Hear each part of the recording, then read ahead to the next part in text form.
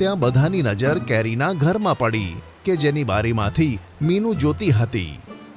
અરે, આ મીનુ ચકલી પાસે ઘર ક્યાંથી આવ્યું? આ તો કેરીનું ઘર છે.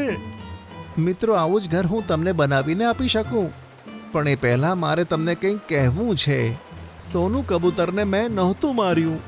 ગોલ્ડી બાજે મારી એક ડાળી તોડી નાખી કે જે સોનું કબૂતર પર પડી, અને પછી ગોલ્ડી ભાગી ગયો અને તમે મારી વાત સાંભળ્યા વગર મને અપરાધી ઘોષિત કરી નાખ્યો. આ સાંભળી બધા પક્ષી હેરાન થઈ ગયા. ગોલ્ડીબાજ આટલો દુષ્ટ હશે તેની તો અમને ખબર જ નહોતી.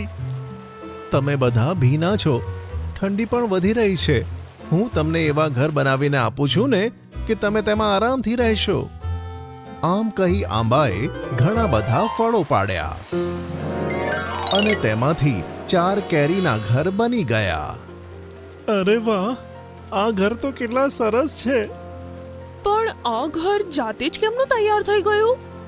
જ્યારે તમે મારી પાસે નહીં આવવાનું અને ફળ ખાવાનું બંધ કર્યું હતું ને, તો હું દિવસ રાત રડતો હતો. એવામાં એક પરી મારી પાસે આવી. તેણે જ મારી કેરીઓ ખાઈને